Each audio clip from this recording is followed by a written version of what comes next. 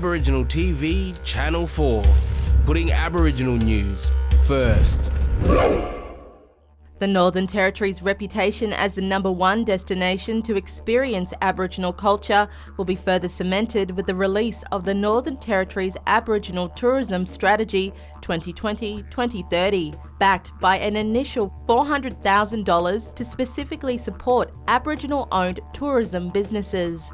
NT Minister for Tourism Lauren Moss launched the strategy outside the Aboriginal Bush Traders in Darwin, along with representatives from a number of Aboriginal organisations, individuals and the wider tourism industry, including NT Tourism and Ironbark Aboriginal Corporation. The strategy cost around $370,000 to produce, and it is backed up by $400,000 of investment that will include a grants program, will include investment in mentorship and training, and will include some of that data and evaluation so we can make sure that this strategy isn't one that just sits on a shelf and is a strategy that is actually working and evaluated.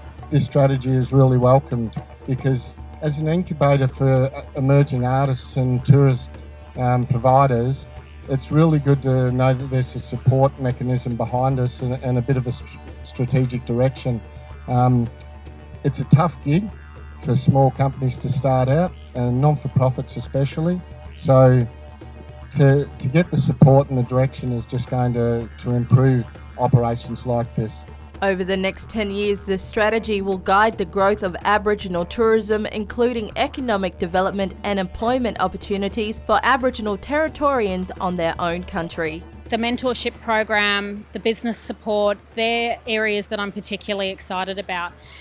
We go out and we do community cabinets across the Territory all the time, and I get the opportunity to speak to people across communities across the Northern Territory who want to start tourism businesses, who aren't really sure how to go about it, or are seeking that additional support. Or the businesses that are looking to be showcased and to look at how they can sell their product overseas. This strategy will help with all of that.